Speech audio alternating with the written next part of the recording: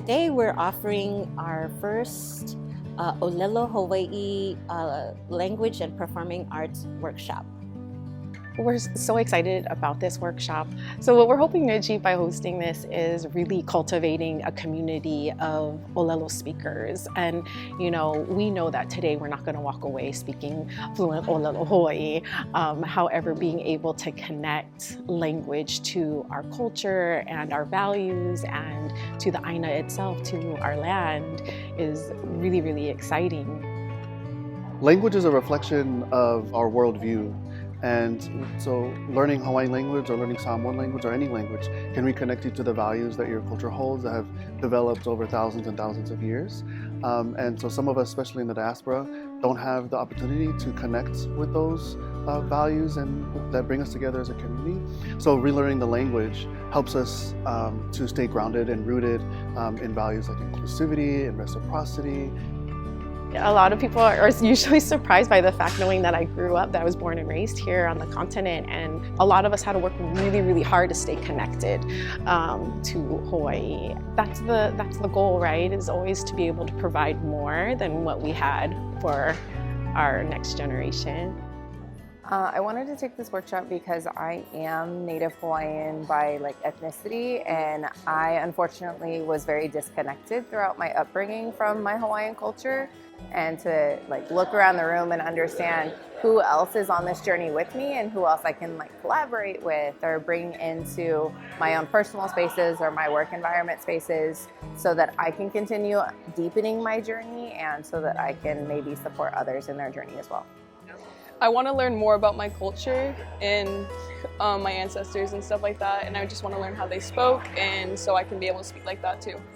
I was trying to get into school in Hawaii, but since I couldn't, I just figured that I would try taking a class here that's closer to me and that's more accessible and available. I like learning about the culture, so I figured this is just another way to expand. So I say, right, I favor this side of my ethnicity, my cultural background, but it's so undiscovered even within my own family. And so I think that's one also area of resource of things that I've tried to ask my family members about, but then it's go out and see what you can find. And so when there's opportunities like this, I feel oh, why wouldn't I jump on that? What we are doing in partnership as university, as community college, and with Mekekoi, we're hoping to bring to our region, new opportunities. Polynesian languages are languages that have been met with major resistance with colonial contact. As a university, I feel it's our obligation to give back what was taken and to provide at no cost, when we can, opportunities for communities to reclaim their heritage. To be able to reconnect with something that is still inside you, but you know nothing about, is humbling, and kind of makes me a little emotional because it's always something that I've always wanted to know. But because I'm also from a generation where my parents, if you look at my name, wanted to disconnect me, not on purpose, from my culture and my lineage, based only on the fact they wanted me to have a different and better life. It's so important to be able to have these resources accessible to us locally, not just, yes, we're so fortunate to have technology of Zoom and online and things like that, but to have these things in person. We'll now welcome Dr. Grant Wong Sutia.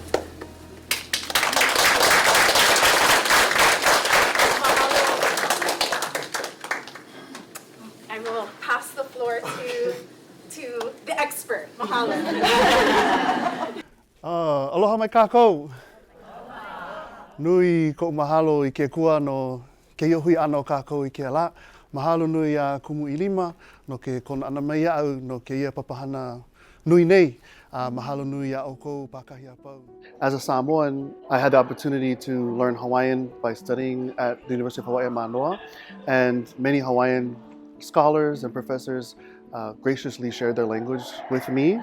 And as Samoans and Hawaiians, we're very closely related, like siblings kind. So for me to be able to serve as a resource for our Hawaiian siblings here in the community, and just to share what I know, and hopefully that might be useful for them to reconnect, is a privilege for me. what I wanted to do to kind of start us off was to kind of put some context into where Hawaiian language comes from linguistically. And so Hawaiian is a member of one of the largest language families in the world, called the Austronesian language family. And it's related to the languages of Polynesia, Micronesia, Melanesia, all the way into Southeast Asia, like the Philippines and Indonesia, and then even as far off the coast of Africa and Madagascar. Because I think the Hawaiian culture is so beautiful and important to live on, hand in hand, it's important for the language to also live on. Learning hula, learning language, learning how to make leis, and it's just so sacred to me, and it's disappearing.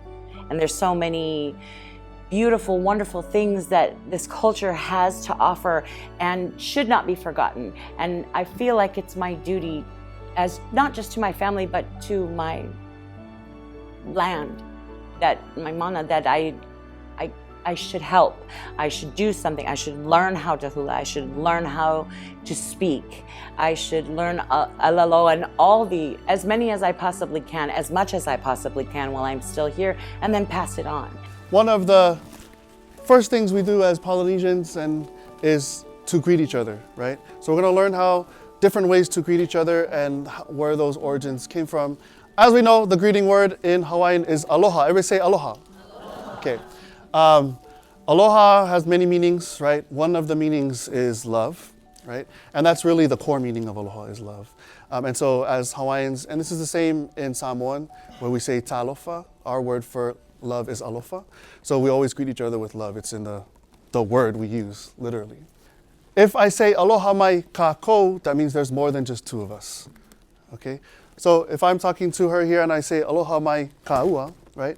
And then, but if there's four of us here and I just say aloha mai kāua, that's rude. Yeah, I didn't include those guys, right? So Hawaiian is always very cognizant of inclusivity, right?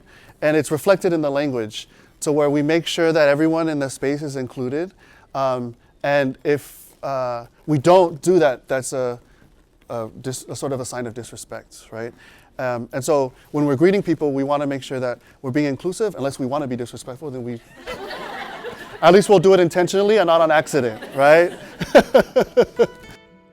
I didn't know that the Tagalog language was the language of the Philippines, that it had, that was part of that Austronesian language region.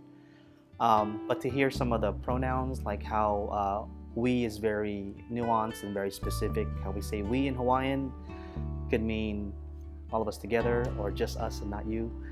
The Tagalog language is similar.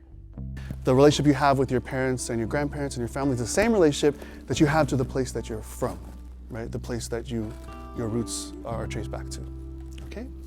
So, e ho piri mai, no hea mai oi. Okay, and then the response to that is no, and then you put the place that you're from, mai au, okay? Au is me or I, and oi is you, okay? No hea mai oi. Okay, now you folks ask me, ready, go. No oceanside mai au. Okay, all right, good. Okay, no hea mai oi. Oh, San Diego mai kai. Oi, no hea mai oi. No osai. No osai. Oh, where's that? I know Oceanside, I don't know where Osai. No hea mai oi. No San Diego mai. No San Diego. No hea mai oi. No San Diego. Nui ka po'e no San Diego. No hea mai oi. No San Diego. Okay. No hea mai oi. No Riverside. Okay, no Riverside. It was all very interactive, which I feel like I learned by doing. So I really enjoyed that. It was just more like a welcoming community that made me feel like I wasn't necessarily learning anything, and I was just here to have fun. All right, so we're gonna end today in the last 20 minutes or so here with a mele to look at the language and then a little bit of movement. Opai ho'i, and 1, 2. Okay? All right, opai and 2 and 1. Other side, opai, 1, 2 and 1, 2. Good. The whole thing was pretty exciting to recognize things that I'd already heard like growing up, and then to be like oh, like that's what that means, and then like just like curious to like learn more about it and like the. Okay, opai, 5, 6. Opai, yeah. 1, 2. Opai ho'i, and hele. Ua hele mai au, ua hele mai au. Na kuahina gonna go up front, out, and back. Here. Okay, for my sister, where she went. Okay, all right. Right over left. Right over left. Yes. Right over left. Okay. Opai. 5, 6. Opai. 1, 2, and 1, 2. Opai ho'i. 2 and hele. Wa hele mai au. Wa hele mai au. Na kua. 1, 2, and right. It made me realize that I have a lot to learn. There's a lot that I've heard, I can hear and know the language, but I don't. There's still a little bit of a disconnect. I think what Dr. Grant did was just reinstill with me that I still have an opportunity to learn my native language.